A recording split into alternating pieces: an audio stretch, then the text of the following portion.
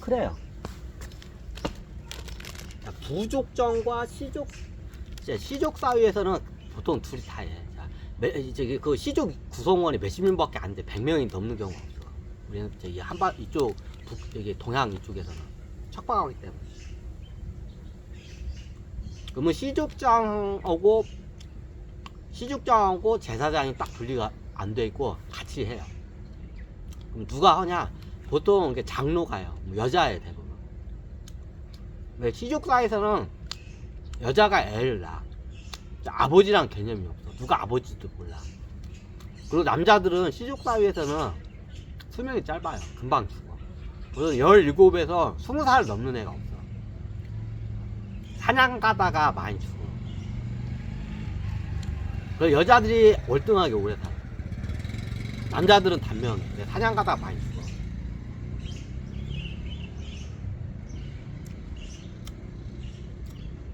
그럼 보통 장로가 다 여자야. 엄마 할머니야 다.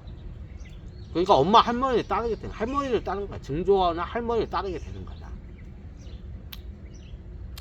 이해가 되시나요?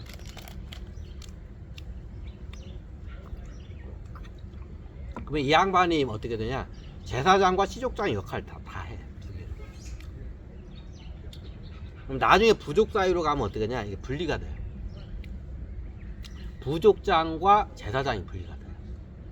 이게 같이 가는 경우도 있어. 근데 대부분 분리가 돼. 그리고 부족 국가로 가면 확실히 분리가 돼. 이게 왕제 사상이에요. 왕은 부족장, 제는 제사장. 시족 사이 때는 같이 하다가 부족 사이로 가면 이게 두 개가 분리가 돼요. 그러니까 부족 국가로 가면 이제 확실히 분리가 돼요. 이제 부족 국가에서 국가로 발발을 해요. 이때가 보통 청동기야. 부족 국가에서 국가로 발발할 때가 이때가 대부분 청동기라고 보시면 돼요. 그럼 청동기 때 어떤 일이 발생하냐? 정보전쟁도 일어나고, 정보전쟁이 일어나. 자, 부족하고 부족국가 때는 보통 어떻게 여자가 다 지도자예요. 제사장도 여자, 부족장도 여자. 야, 부족 국가가 이때 애매하게 남자로 이제 하는 경우도 생겨요.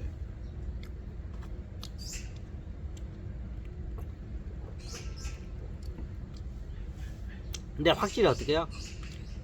이제 왕은 남자, 제사장은 여자. 이게 언제 이게 이제 딱 생기냐? 청동기 때 생겨요.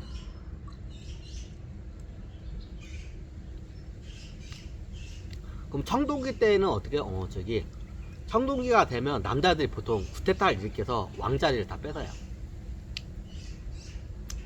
그럼 제사장 자리도 뺏어야죠. 제사장 자리는 못 뺏어요. 왜이냐? 왕자리는 힘으로 해서 뺄 수 있지만 제사장 자리는 힘으로 해서 뺏을 수가 없어. 신권을 담당하기도 했지만 남자들이 영적인 능력이 안 돼. 싸움은 잘하는데 영적인 능력은 안 돼. 그러니까 어떻게 제사장 자리까지는 못 뺏어요. 그래서 고대 국가에서 대부분 보면 청동기가 되고 고대 국가가 되면 왕은 남자, 제사장은 여자, 이게 딱 나눠져요. 예전 고구려도 그랬어요. 고구려가 나중에는 바뀌었는데 초기에는 고구려가 정확히 나눠져요. 왜냐면 부여가 그랬거든. 부여라는 이쪽 연맹 이쪽 나라가 어떻게 했냐면 남자는 무조건 어떻게 해요? 왕, 여자는 무조건 어떻게 해요? 제사장. 무조건 나라의 부여가. 자, 그것 때문에 고구려도 초기에는 그렇게 막, 근데 나중에는 그렇게 바뀌어요. 아마 불교가 들어오면서 바뀔 거야. 다 불교가 들어오면서 많이 바뀌어요. 불교가 들어오면서 이게 동아시아에 어떻게 보면 무당들이 나중에 어떻게 천대를 그때부터 이제 이게 좀 신분이 낮아지기 시작해요. 시대적으로 조금씩. 그럼 예전에 고대 국가 같은 경우에는 어떻게 되면 여자가 제사장, 남자가 어떻게 돼요?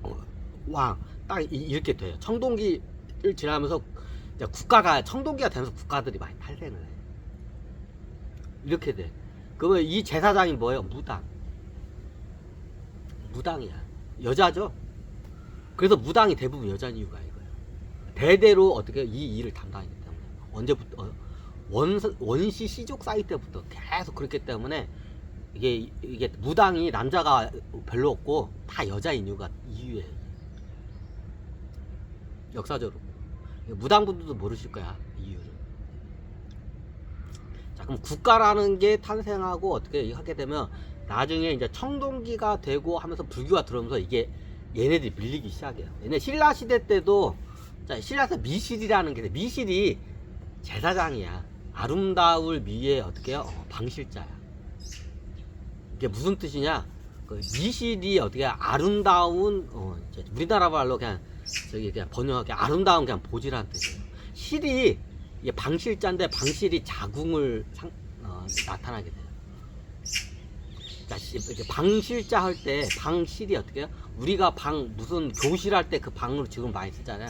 그 실이 어떻게 하냐? 방실자. 이게 씨 같은 거 보면 이게 씨가 이게 포막으로 쌓여있죠? 그걸 방이라고. 그걸 방실. 방실 우는다. 그게 금소리야. 이게 인간은 실이 어디에요? 자궁이 실이야. 여자의 성기죠. 그 미실이 아름다울 미자에다가 그 자궁이라는 뜻이에요. 아름다운 자궁. 정확히 따지면 아름다운 자궁이라는 뜻이에요. 자, 이해가 되시죠? 여자야, 자궁이 전.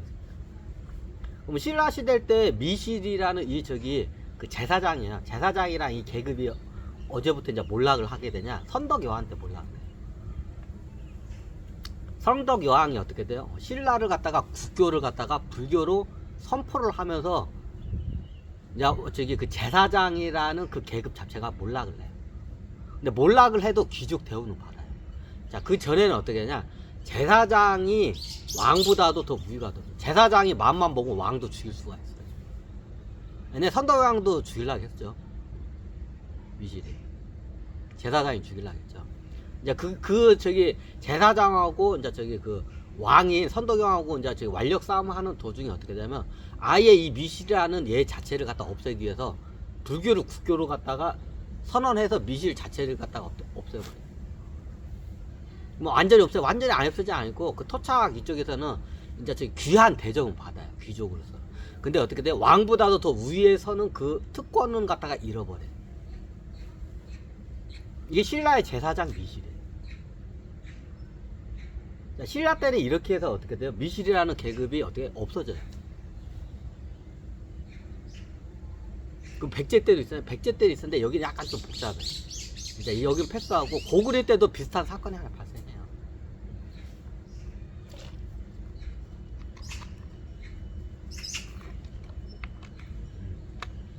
고구려도 처음에 할 때는 어떻게 부여하고 똑같이 제사장. 그러면 제사장이 누군가요? 옛날에 소손인가요? 소손은 제사장이에요. 소손은 그냥 왕후죠. 그 당시에 이게 잘 안 나오는데 제사장이 있어요. 근데 태왕사신기에 보면 그 당시에 제사장이 왜 무슨 막 하죠. 그때까지는 있었어. 근데 나중에 후대에 언제 이게 불교를 받아들이면서 제사장이라는 계층이 어떻게 돼요? 이제 이게 기울기 시작해요. 고구려도. 그 고구려 초기까지만 해도 제사장이 있었어요. 광개토대왕까지만 해도 제사장이 있어요. 여자예요, 제사장. 이제 신녀라고도 해. 신녀라고도 하고 무녀라고도 하고 용어가 많아요. 하여튼 그냥 제사장이라고 일단 할게요. 제사장 무당이야. 그게. 자, 이렇게 원시 시대까지 이렇게 왔어. 자, 고구려는 어떻게 돼요? 광개토대왕까지만 해도 제사장이 어떻게 해요? 신권은 다 제사장이 담당해요. 그러면 고구려 왕도 제사장이 말하면 여긴 틀려요. 왜냐면 고구려 나라가 이게 무력 정복국가야. 무력으로 이게 들어선 국가이기 때문에 칼의 힘이 어떻게 돼요? 신권보다 칼의 힘이 더 세요. 검의 힘과 그 신권, 검의 힘과 신권이 있어. 자, 그게 틀려요. 어떤 나라는 검의 힘이 군권과 신권이 있어. 군권이라구나. 군권과 신권이 있어. 이 군권이 더 위에 있냐 신권이 위에 있냐. 군권은 보통 왕이 갖고 있죠. 근데 왕이 안 갖고 있을 때래요. 이게 제후들이 갖고 있을 때도 있어요. 상황에 따라 많이 틀려요.